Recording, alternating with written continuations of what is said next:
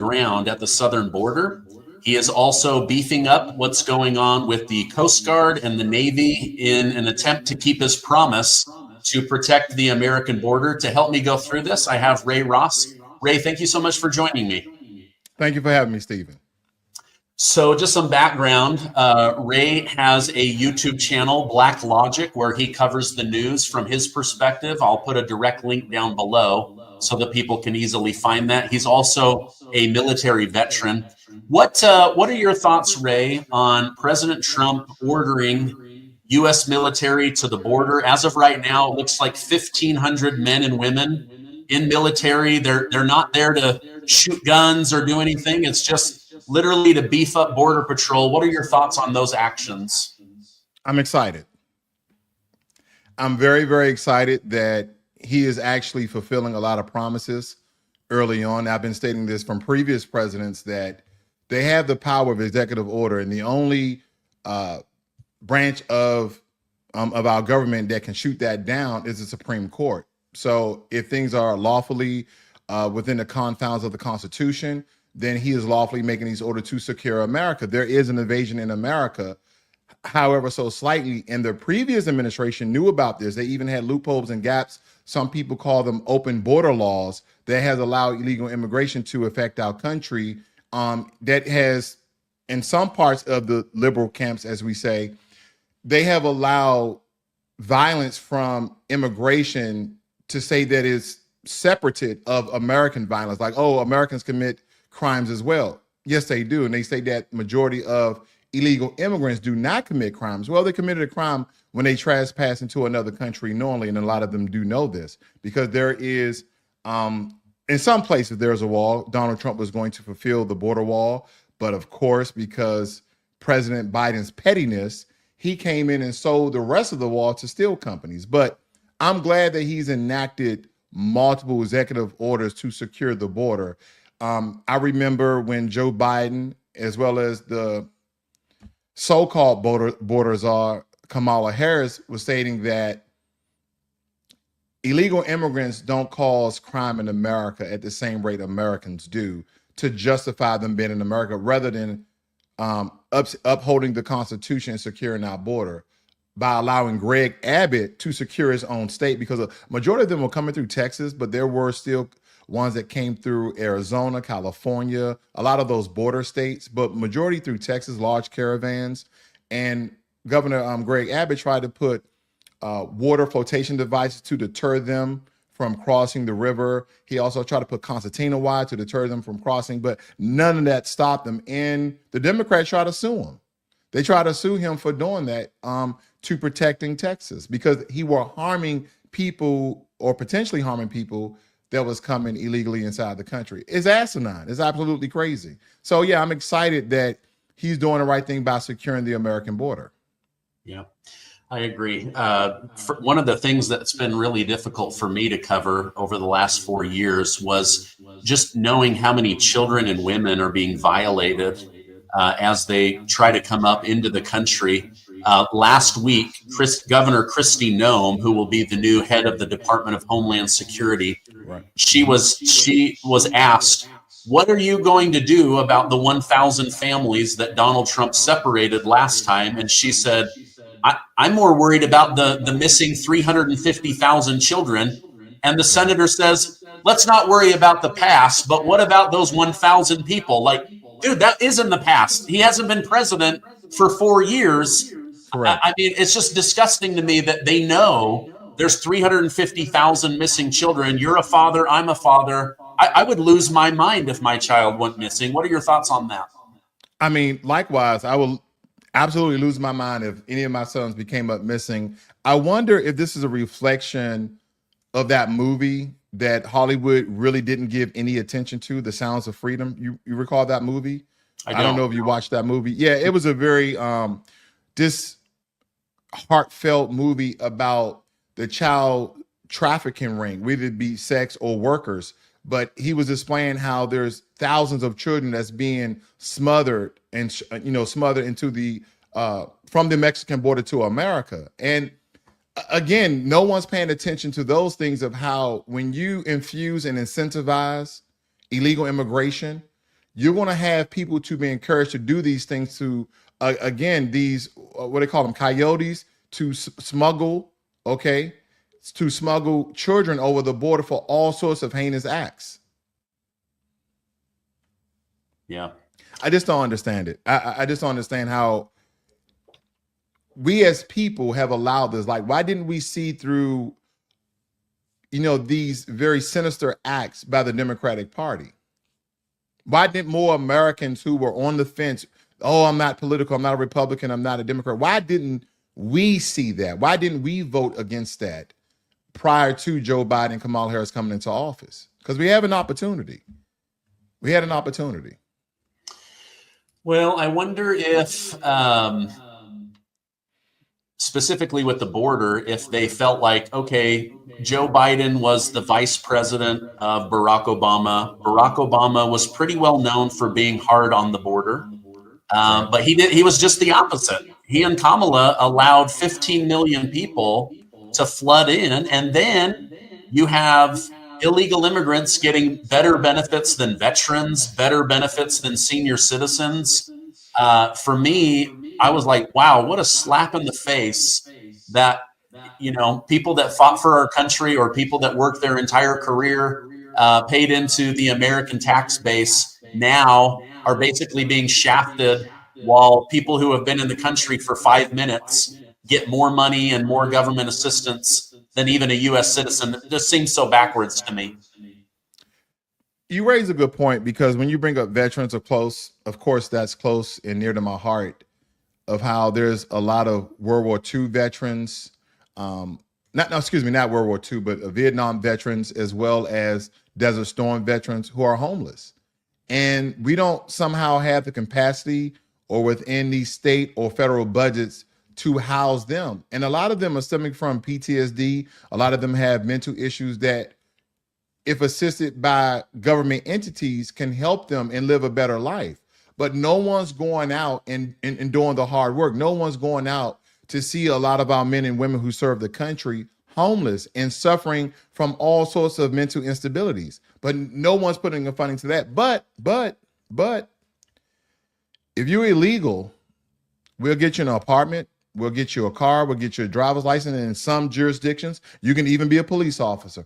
How are you going to police Americans and you're not American yourself? I don't know how we do it. I don't know how Americans, we have allowed this. I just don't know. And I'm looking at Tim Walz, who was going to be Kamala Harris VP. In the state of Minnesota, he has allowed illegal immigrants to obtain licensing, and that was state funded.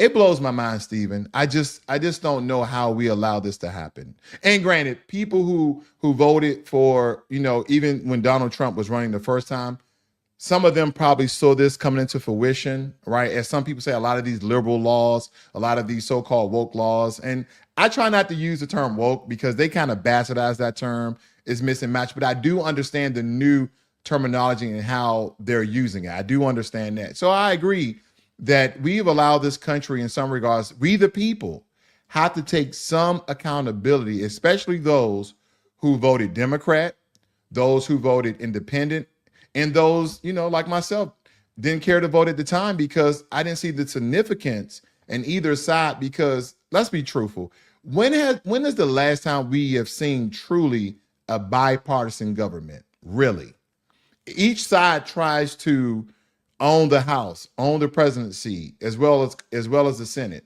So again, I really would like to see a lot of other political pundits get on board with Donald Trump, just to see if we all could be unified. And I don't mean every single person. We're going to have some outliers. We're going to have some people to, I guess, try to keep the balance of power right, so to speak, where we're questioning certain things, as we should. We need people to be objective, right? Not always subjective. So hopefully we can see more people in line that the America First agenda will help Americans first rather than everyone else, as we have been doing. Yeah. Well, I know one bipartisan bill that they would love to pass, and that's raises for members of Congress. But they just try to sneak that in bills when the rest of us are asleep.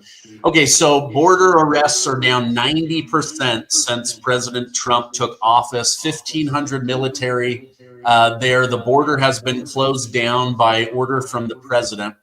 During President Trump's presidential run, he was regularly called a racist. Now he's ordering ICE to go into parts of America that are predominantly Democrat and predominantly populated by people of color. Do you see it as a good thing that he's going in and saying, wait a minute, Chicago is being overrun? I'm hearing from people in Chicago, they're saying our black communities, they're taking over the YMCA, they're taking over our schools. We're now competing with them for wages, for apartments. What are your thoughts on him going into these top 10 Democrat cities? Have you ever wondered what happened to legendary Chuck Norris? I recently saw a video he made and I was shocked. He's in his 80s and still kicking butt, working out and staying active. What's even more shocking is he's stronger, can work out longer, and even has plenty of energy left over for his grandkids. He did this by making one change. He says he feels like he's in his 50s. His wife even started doing what he's doing, and she says she feels better. She says she feels 10 years younger. Her body looks leaner and she has energy all day. Chuck made a special video that explains everything. Make sure you watch it by going to chuckdefense.com/SG or click the link below this video. It will change the way you think about your health. Once again, that's chuckdefense.com/SG. Click the link in the video description to watch the video. You won't believe how simple it is. Just a reminder, the legendary Chuck Norris is a whopping 84 years old, yet has more energy than me. He discovered he could create dramatic changes in his health, simply focusing on 3 things that sabotage your body as we age. Watch this method by clicking the link in the video description box down below, chuckdefense.com/SG. Well, first, I think what's important is addressing the racist part. And a lot of people on both sides have called Donald Trump racist many a times before because of some of his actions stemming back from Central Park 5. Then I say, well, if Donald Trump is racist, is Joe Biden racist? Because we also have the 1994 crime bill that affected mostly the black community and majority of the men in mass incarceration, and even some defamatory, disrespectful remarks. He said, if you don't vote for me, then you're not black. I mean, a lot of these, in my opinion, was, boy, come over here and vote for your daddy. That's the way I took it, essentially. And so that's why, I was just trying to define or trying to find evidence of racism, that Donald Trump has blatantly was racist against a black person. And a lot of people bring up a lot of his renting practices. But I said, since he's been president, this is his first term, the first 4 years, what legislation that he enacted, that he signed, that he approved, that he passed, that was racist against black people? And then you hear crickets. I said, okay. And I said, when you look at Joe Biden, he has signed legislation or forego legislation that has indirectly and now directly is hurting the black community. And that's when we bring ourselves to illegal immigration. Because you have a lot of people, especially in Chicago, who were Democrats, staunch Democrats, always Democrat down ballot, vote blue no matter who. Those people automatically saw the ramifications of a lot of those liberal laws that is now hurting them. And again, when you start to realize stuff, you're like, damn, I made a mistake. So there's groups in Chicago that they're turned red. I believe I linked up with, by the way of you, P. Ray, also known as Chicago Red. She has a large following of a lot of black Republicans who changed to MAGA, who changed to be Republicans because they saw supporting the Democratic Party was destructive. And they felt the first effects of this because their cities and townships had been infiltrated by illegal immigrants. And not only that, a lot of these illegal immigrants were very violent against them. They've been having turf wars in Chicago with Venezuelan gangs, Tren de Aragua, all these other gangs that are either a gang or a cartel. But nonetheless, a lot of us, and I don't just mean, Black Americans, we're not a monolith. I don't speak for all of us, but a lot of us in general as American citizens, we got a wake-up call when it came to illegal immigration. That made us start to look at, transgenderism. Why are men competing against women? Oh, well, he identifies as. It's been a lot of liberal mess, and I'm just glad that, Donald Trump came out and stated, we're going to support free speech, and there's only two genders in America. Now, whatever you identify as, go ahead, that's cool. But as far as America is recognizing, we have XY and XX chromosomes. That's it. I respect it. A lot of people may not like it, but you at least can respect it. See, this is my thing, and I'll end with this, Stephen, as far as this question is concerned, that people are mostly looking at Donald Trump, how he says things, how he articulates certain things, how he answers certain questions. I said, that's the problem with a lot of Americans. There are emotional voters. We're looking at the way he speaks. Can we look at his actions? Can we look at his legislation? Can you get behind some of those things? Do you see how it may benefit the country? Well, let's be more optimistic than pessimistic. Yeah, I agree. Let me get your thoughts on this. Sure. I'm going to pull up the betting website Kalshi.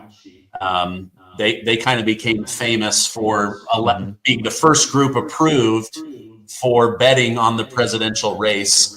They're now betting over there. Will Donald Trump release the JFK files this year? And people are betting that he is going to do that. He also talked about releasing data on RFK as well as Dr. Martin Luther King. Okay. Then I saw on Twitter, people are saying, well, when he releases information on Dr. Martin Luther King, they're going to find out that the FBI screwed him over just like they screwed Trump over. Any thoughts on what we might learn in JFK or MLK? You know what, Stephen? I'm loving the government right now. I'm loving the transparency. I'm loving just the potential of the transparency we've been getting. A lot of things are being revealed. I would love to see the JFK files, to see what federal agencies may have been involved, who was behind this assassination. All those things are very fascinating, and those things should be privy to the public. And who knows what we may find out about MLK. Now, in the Black community, for a very long time, we've always thought that the FBI was behind this assassination and that they always had these straw mans that they put in place to do out their bidding. But again, some people may think that, oh, you guys think that the Republicans got MLK assassinated. No, we don't. We believe the good old party of the KKK, also known as the Dixiecrats, was behind that. So again, it would not be surprising that they were behind it in some form or fashion. But a lot of these things need to be revealed. And I'm just, again, last year was a very good year where truth and transparency started to come out, whether it be from public figures as well as government figures. I'm just loving this time in this country right now, and I hope it continues because, again, we have been left in the dark for a very, very long time, and it took someone where people deemed him to be unpresidential to do some of the most presidential things. Yeah. I'm liking the transparency. I mean, this is something you've been covering President Biden and Kamala Harris for 4 years, just like I have. They don't do press conferences very often. They don't take questions. As soon as they start asking questions, he bolts for the door. She bolts for the door. And there's Trump signing stuff while taking questions for hours and hours. He's already had more press conferences in 3 days than Joe Biden had in 90 days. One thing people said is that maybe he was too transparent being on Twitter in his first go round. But like him or hate him, he gives the media access, and I do believe that he wants to provide that. But I'll be very curious to see what the truth is about JFK, RFK, Absolutely. and MLK. Because I would like to see what comes of that. Let me get your thoughts on this. President Trump said he plans to speak with Russian President Vladimir Putin. Vladimir Putin put out a video that he congratulates Donald Trump and is eager to speak with him. Do you think that we will see an end to the Russia-Ukraine war this year? Well, first, let me go back a couple of steps. You were talking about basically how busy Donald Trump has been. And I can respect a man's action before I can even respect a man. And I respect a lot of what Donald Trump has already done prior to taking the office. He was already talking with world leaders. He was already negotiating ceasefire in Gaza against Israel with Netanyahu and some of the Hamas leaders. He already spoke to President Putin a couple of times even before him taking office, as well as President Zelensky of Ukraine. So he has been very, very busy being influential even before taking the position of power. And since he's taken the position of power, the only thing he has been doing, he has been fulfilling promises. He has been fulfilling promises. So do I think that he has the influence and power to end the war against Ukraine and Russia? Absolutely. Nothing has shown me that he is going to double back or double speak or not fulfill a promise he made to the American people, because he knows that we're funding this war. We are already $200 billion funding Ukraine to fight against Russia. And again, as President Trump has said on many occasions, he has a good relationship with Vladimir Putin. And the Democrats are coming out, why could you don't? And he's the first president, by the way, that actually crossed the DMZ. He actually walked in North Korea, the first president to do that. He didn't see the big deal. Neither did I. I've been in North Korea, just across a little line. You know, it's a little line. You cross it, then you're in North Korea, and then you come back. On this one, I was stationed over in Korea. But nonetheless, he's done a lot of things that other presidents just wouldn't do. Why wouldn't he have a great relationship with other these world leaders? Because of times of war and conflict, he can easily have a conversation. How can we end this? There's millions of lives that are being lost, billions of dollars of property being destroyed. All you beautiful places where you guys live is in shambles. How can we make a deal to get this stopped and get these things rebuilt so your people can start living a great life? And I think this is a good thing. I think what he's doing is very diplomatic and very, I know people are going to hate this, presidential. It's very presidential. Yeah. So, yeah. You remember during the Obama years when North Korea was threatening to attack Japan and America almost on a daily basis. And the only person that they could really get in was Dennis Rodman, the basketball player. And so they're like, okay, wait a minute.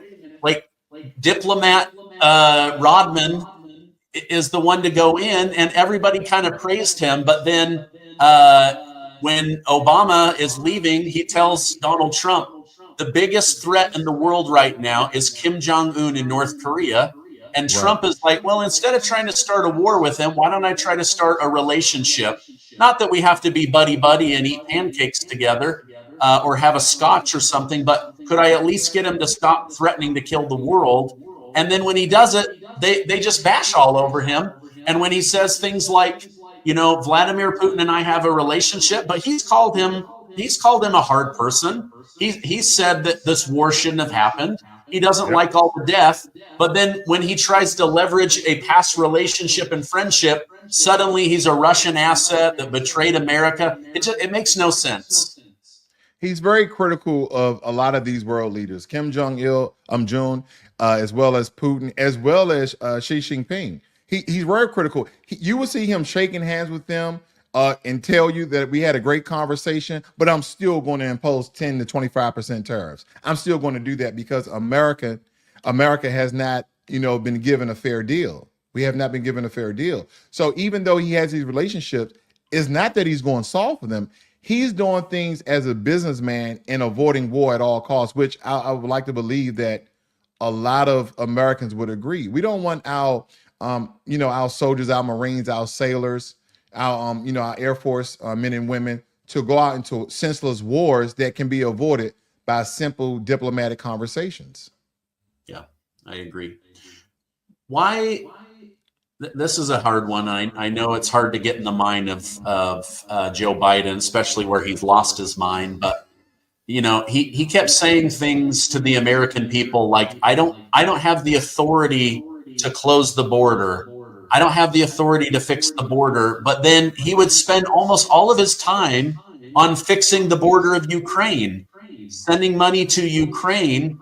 And then Trump comes in, closes the border, sends military, and nobody seems to question his authority as president. So do you think that Joe Biden was on purpose allowing this invasion? Absolutely. Without a doubt. Without a doubt. There is no way you can have tens of thousands of people to enter a country and the president knows about it and states that there's nothing that he can do. There's nothing that he can do. He could have done something simple as deploying a third of the armed forces on the border for training exercises. Do you think people are going to come to the border when you're having a military training exercise? You could permanently station military troops that they will rotate every 3 to 6 months of just doing training exercises that will deter a lot of illegal immigrants from coming. They're like, there's soldiers on the border. Why would I try to enter the country legally? That would then motivate them to enter the country through the legal process. Again, that was just one idea out of millions of ideas that we can deter illegal immigration, and Joe Biden knew that. Yes, in my opinion, he blatantly allowed this to happen. Him and Kamala Harris. Yeah, both of the presidents, so you both get both of the benefits and you both get both of the blame. Yeah, they absolutely allowed this to happen. I think the big question is why. Yeah. And a lot of people may not agree with this, but I think we try to make the illegal immigrants the villains. They're partially the villains. I think the other villains of this are the business people, whether they be on the border or not, who are hiring, who are hiring illegal immigrants and not empowering and not informing and not hiring Americans. Again, because I always kind of give this example. If you were to hire John, you have to pay John anywhere from $12 to $15 an hour because of minimum wage. But if you have Julio, if you have someone from China, Z or X, this 3 different people from 3 different countries that are illegal inside of this country, you can just pay them $5 an hour. And so now you're getting 3 people for the paycheck of 1. So a lot of these businesses that have been hiring illegal immigrants, I'm surprised no one has spoken about them. Okay, that's important because again, if let's say I'm in Central America, I'm from Haiti, I'm from Eastern Asia or Eastern Europe, doesn't matter. But I come to America illegally because I'm seeking economic asylum, meaning I'm trying to find an opportunity in America. And I know all the liberal laws that they have supporting illegal immigration. Why not come to America? And then when I come to America, they're going to hook me up with someone who gives me a job. Why wouldn't I come? In my country, I'm poor, I'm destitute. Well, they're looking over the Americans there just to hire you immigrants. Well, I'm worried about me. And that's how I'm looking at it from an immigrant perspective. I'm looking at it from an immigrant perspective. Why would I care about you if your own country's not empowering you, but they're empowering me? I'm going to go and take that job. So again, illegal immigrants, they're part of the blame, and the businesses who hire them are another part of the blame. Because without the work, without them incentivizing illegal immigration, a lot of them wouldn't come because a lot of their compadres would go back to Central America and Haiti and Asia and say, well, the Americans are not hiring us. We're just over there being bums and, bag of vans. We're on the streets. So again, that's the way I look at it, Stephen. Yeah. When they started reporting that it was 12 million, 13 million, 15 million illegal immigrants, I started thinking, wait a minute, aren't there like around 30 million Black Americans? It's around 43, 44 million. Yes. Okay, so it's higher than I thought. So, okay, but still, if 15 million new people come in and you completely disregard a large population of Americans, that would infuriate me to no end. Absolutely. Do you think that maybe the border, the illegal immigration, all of the benefits they were getting in Chicago and New York, my gosh, $20,000 a month in free hotels, $10,000 a month in food stamps. Crazy. You're telling me you couldn't take that money and go to a community and say, hey, we're going to put you into trade school, which costs $10,000, and you're going to come out a plumber making 70, 80 grand, contributing to the tax base, starting a business down the road. It's insane to me. It's insane to me. I pitched the idea that all the money that was given to illegal immigration, and especially those, black folk that voted for the Democratic Party, I said, you see how they support them, but they don't support their voting base. We have been the sole source of the Democrats winning the presidency every single time. Whoever gets the black vote wins the presidency. And when we don't vote, the Republicans win. So my thing is, if the Republicans going to benefit Americans and that benefits us, then let's vote for the Republicans. Because here's the thing, I don't belong to any political party, but I have a very conservative mindset, working hard, doing good for self. And believe it or not, majority of black Americans have that. But when you have been put in a position to be subservient, I was just explaining this to my son, and some people may not agree with this ideology, but when you've been subservient, meaning that simultaneously as mass incarceration was occurring, the government ramped up its socialist programs with Section 8 as well as welfare, meaning that the men was not in the home to provide for the women with all these single babies. So we put them, which nowadays they say gentrification, but since another sense of redlining, because we knew where Section 8 housing was going to be, we knew where all the money was going to be, and we're going to keep black people here, and we're going to keep them subservient. We're going to keep them on the pacifier of the government. We're going to continue to have them feed off the government. We're going to make sure Shaniqua and Lil Ray Ray, they're going to be in their little hood and ghettos, and we're going to make sure they stay in that place so they can never rise above and do for self. They will always be subservient, and if they're subservient, we have control. If that's control, then essentially we have them enslaved, because they will never want to do for self.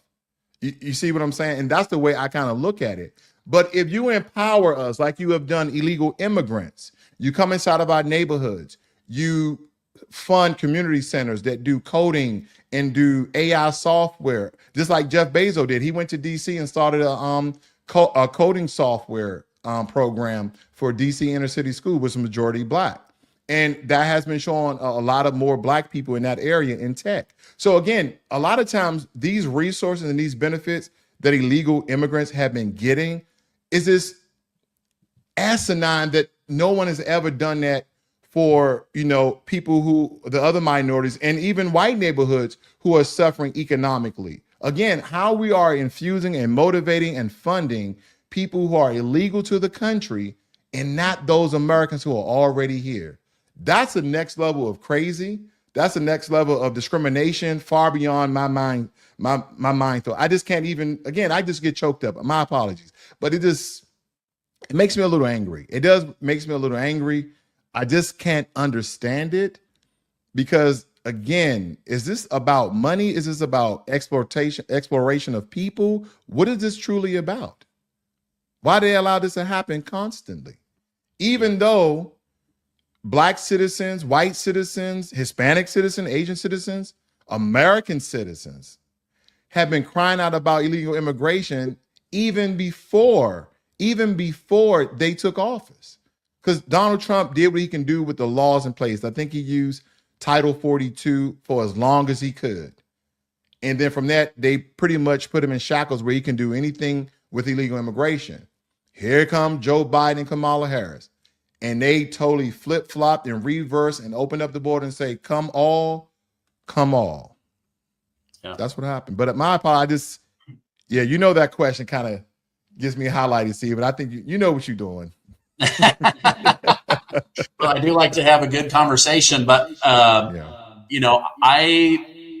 believe I had more Black Americans on my show during the political season than any other white podcaster, and that was very purposeful. Number one, I like Black people, and number two, I know how important the voting base is. Correct. And I had somebody here in Utah say to me, who do you think is the most important voting base? And I said, I believe it's the Black community. And they said, really? Are you serious? I said, it's not because they're the largest block. It's because they're the tipping point. So if something's going this way and you add weight, you can literally get it to go which direction you want. And as you mentioned, the Democrat Party without Black Americans is dead. Without Black churches, dead. It's a dead party. I would love to see it be a dead party. And I love that we're a big tent group, and we need to be inviting, and we need to make sure that this isn't a one-time vote situation. But anyway, I just see how powerful of a voting bloc the Black community is. And I want other people to know that. But at the same time, like we've got to encourage and then treat well and then absorb those people into our party. But you do that by having good policy, by treating people well, by making sure that their community is doing well. If I was a Democrat and the people that I thought I could trust and vote for started flooding my community, I guarantee you we would just vote them right out. Absolutely. But that's what has to happen going forward, So that's why I love having you on to amplify your voice so that people can hear, wait a minute, here's how you're being screwed over. Here's why you should maybe be open-minded to walking away.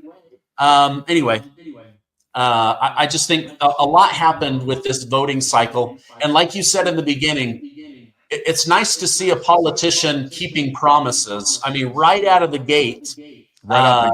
Keeping so many promises. The question is, why are the Democrats being so quiet right now? Are they regrouping? Are they going to come back with vengeance? Do they have some kind of impeachment plan? Are they going to let him get through his first 100 days? I don't know. I haven't figured out why they're so quiet right now. Well, first I'm going to back up, and I know a lot of people's question is, why do majority of Black folk vote Democrat?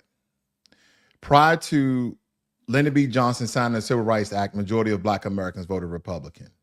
And by Martin Luther King allegedly putting pressure on the LBJ administration, a lot of Black Americans then turned Democrat. And ever since then, we've been voting as a bloc, blue no matter who, not really looking at the policies, thinking that the Democrats were for the people and not just business persons or people who don't look at America as a multicultural nation. And we've been duped, we've been hoodwinked, we've been bamboozled, we've been tricked, we've been manipulated. And because now the Democrats don't do anything for any group except for themselves, it seems like. And we've been fear-mongered constantly into voting Democrat. And I'm glad that Donald Trump ran for president a second time. And I'm glad he won, because this woke up a lot of people when he started to reveal a lot of things that have been going on inside of our country. Now, to your second point, can you repeat that last bit on your second point there? Oh, I went off on such a rant. I think I was saying that I see the Black community as an important voting bloc. Right. Let's see. What else did I say? Let's see. The Russia-Ukraine war. No, that wasn't it. I don't remember. I'm sorry. No, it's okay. I forgot what he was alluding to, but I wanted to speak on it. But as soon as I spoke about trying to go back again, I lost it. Oh, yeah. That's okay. I lost it. Can Trump keep this momentum, or are the Democrats going to regroup and attack him? That's what it was. They already have been. And the way they're going about this, they are attacking his executive orders. They have already attacked the birthright citizenship executive order, stating that it violates the 14th Amendment. They also are attacking his border policy, stating that it's against the Constitution, that we have immigration laws in place, and that he has violated them by signing a lot of these executive orders. So essentially, they're doing a soft attack. They're not like publicly coming out defaming his character, his person. They're kind of just doing things very behind the scenes, trying to sue or discredit a lot of his executive orders. Because again, day one, he's signing executive orders, probably the most in U.S. president history. He signed the majority. Before that, it was Joe Biden. I think he signed in the first 10 days. I think Joe Biden signed anywhere from 8 to 12, if I'm not. Yeah, I believe anywhere between 8 to 12. And I think Donald Trump has done how many so far? Some people are stating that it's been like 100 or 200 executive orders. But from what I've read, he signed over 20 or 21 executive orders that had over 200 actions from them. Yes. Yeah. Yeah, that's where you are about too. Yeah, he signed roughly about 15 or 20 executive orders that equivalent to over 200 actions inside the government, inside the country. Yeah, one of them reversed like 78 of Biden's border policy Correct. rules. So, but it was Correct. one executive order to undo 78 actions or something like that. I'm optimistic for the future. Of course, you know, this is not a perfect nation, but I believe it's, you know, every year heading in a better direction. And only time will tell. It'll be interesting to cover Trump for the next 4 years. It You will know, be. he's got a lot to do. This border, the mass deportation, getting the economy going, wages up. Can he get rid of the IRS by bringing in the ERS? You know, there's a lot that has to be done. Ray, I want to thank you for coming on. I want to put a direct link to your show down below. I encourage people to go check it out. You bring really great information, I think twice a day. Is that right? Correct. Okay. On weekends, once a day, and on weekdays, twice a day. Correct. Okay. I'll put those direct links down below. Thank you so much for coming on. I love you, love your family, and I hope you have a great rest of your day. Thank you for having me, Stephen.